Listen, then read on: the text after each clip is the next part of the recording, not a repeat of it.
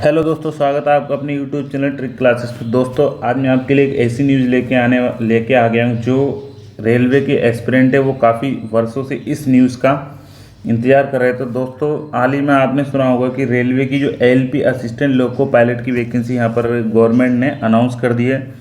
तो यहाँ पर मैं आपको पूरी डिटेल बताने वाला हूँ कैसे आपको ओपन करना है। आप रेलवे की साइट में जाएंगे तो यहाँ पर आपको ऑफिशियली दिख जाएगा। तो यहाँ पर आपको जो फर्स्ट पेज आपको देखने को मिलेगा वो यहाँ पर आपको दिए हुए हैं। यहाँ पर आपको जोन बताए गए हैं कि किस किस जोन से वैकेंसी आई है। तो यहाँ टोटल 17 जोन यहाँ पर आपको दिए गए हैं और एक मेट्रो जोन यहाँ पर आपको देखने को मिलता है। तो टोटल 18 जोनों पर यहाँ पर आपको वैकेंसी देखने को मिल जाती है। साथ ही साथ आपको बात करें तो यहाँ पर आपको दिया हुआ है इस नोटिफिकेशन में, ये पूरा नोटिफिकेशन इसको आप पूरा पढ़ सकते हैं, लेकिन मैं आपको फुल डिटेल में बताने वाला हूँ कि क्या क्या रिक्वायरमेंट है और क्या क्या यहाँ पर आपको ज़रूरत देखने को मिल जाएगी। दोस्तों, यहाँ पर आपका जो नोटिफिकेशन पब्लिश हुआ है वो आज 19 तारीख को पब्लिश हुआ है, 19/1/2024 को। और जो इसकी ओपनिंग डेट है एग्ज़ाम फिलअप करने की वो है 20/1/2024। तो हम बात कर सकते हैं कि कल से ही जो एग्ज़ाम जो अपन फॉर्म भर सकते हैं वो कल से ही भर सकते हैं। साथ में जो क्लोजिंग डेट दे रखी है वो दे रखी है 19/2/2024 रात के 12 बजे तक आप इस फॉर्म को भर सकते हैं। साथ में यहाँ पर आपको दिया गया date of modification window from correction in application form with payment और मॉडिफिकेशन फीस। यानी आप जो मॉडिफिकेशन कर सकते हैं यदि आपने कोई करेक्शन करना है आपके फॉर्म फिलअप में, तो वो 20 तारीख से लेकर 29 तारीख तक आप फरवरी महीने में कर सकते हैं। तो यहाँ पर आपको जो फॉर्म फिलअप का टाइम एक मंथ पूरा मिल जाता है। साथ में आपको 9 डेज़ आपको यहाँ पर 9 व 10 डेज़ आपको यहाँ पर करेक्शन के लिए मिल जाते हैं। तो दोस्तों, आप कल से ही इस फॉर्म को फिलअप कर सकते हैं। रेलवे की सभी जोनल साइट हैं वहाँ पर आपको ये ऑप्शन मिल जाएगा फिलअप करने का। साथ में हम बात करते हैं वैकेंसी। दोस्तों, अगर वैकेंसी की बात करें तो यहाँ वैकेंसी काफ़ी कम दी गई है।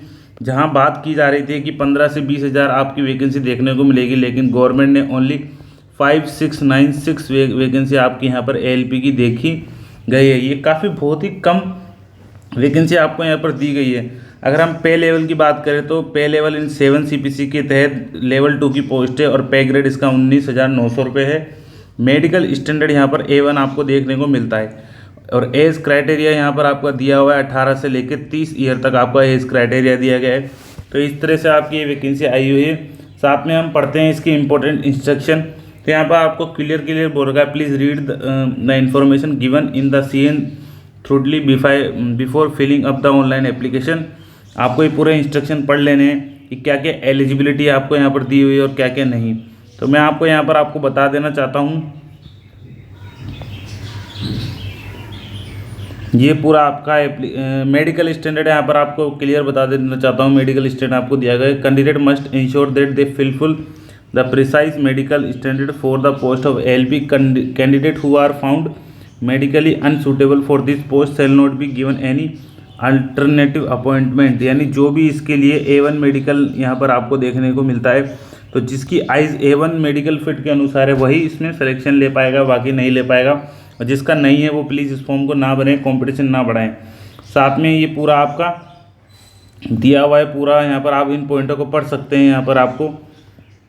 और यहाँ पर जो शॉर्टलिस्ट कैंडिडेट है यानी एग्जाम पैटर्न है वो किस हिसाब से होगा, यहाँ CBT 1 होगा वो CBT 2 होगा। तो यहाँ पर आपको क्लियर बोला गया है, marks will be normalise in the stage of exam that involve multiple stages. यहाँ पर आपका नॉर्मलाइजेशन देखने को मिलेगा और जो मेरिट बनेगी वो आपकी CBT 1 की आधार पर बनेगी। इसमें CBT 1 में 2 पार्ट होते हैं, A और B।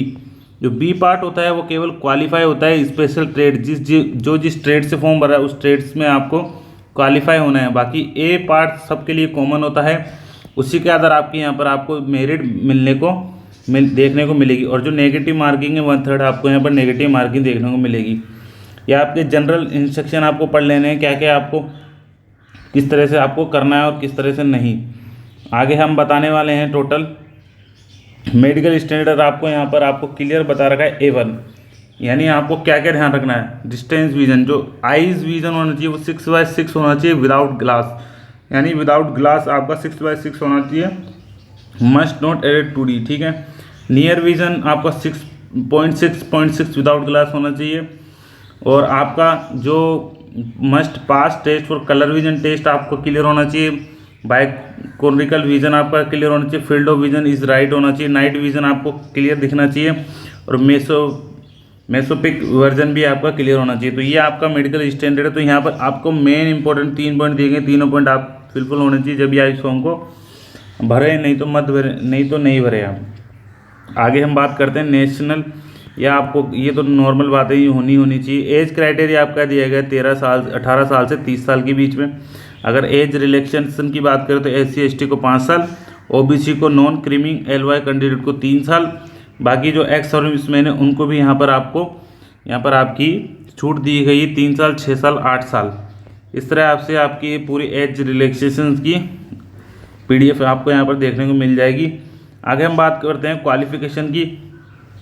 एसेसियन क्वालिफिकेशन में आपको यहाँ पर आपकी एक तो ITI होनी चाहिए, साथ में किस ट्रेड से की गई है वो ध्यान होना चाहिए, यानी 10+ ITI जिसके पास है वो इस फॉर्म को भर सकता है।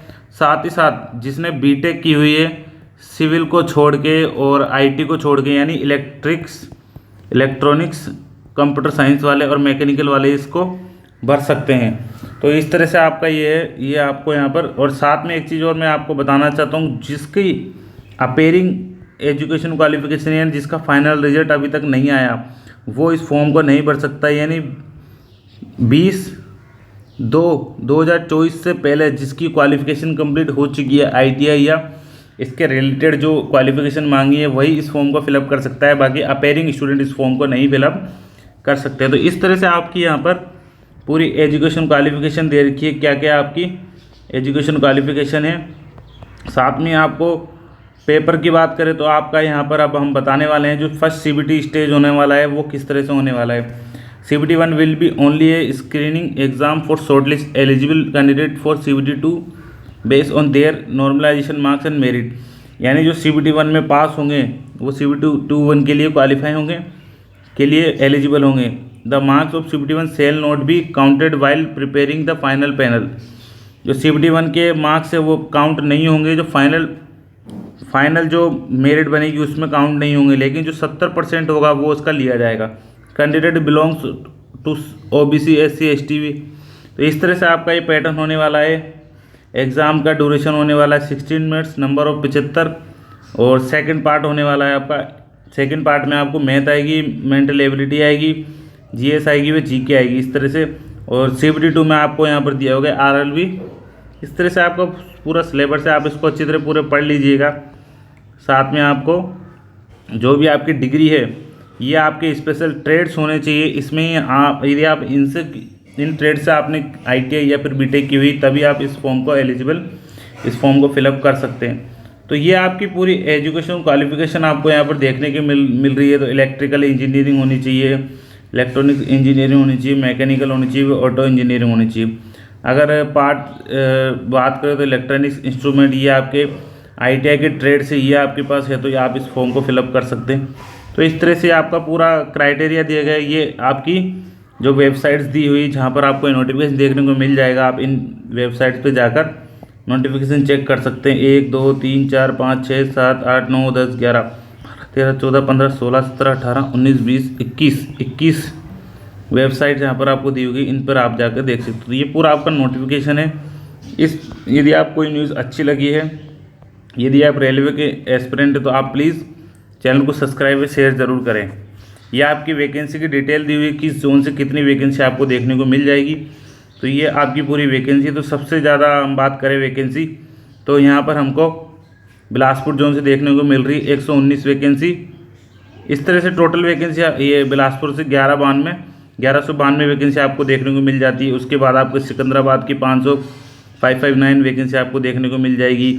उसके बाद मालदा डिवीज़न में 161 वैकेंसी देखने को मिल जाएगी। प्रयागराज डिवीज़न में 241 वैकेंसी आपको देखने को मिल जाएगी।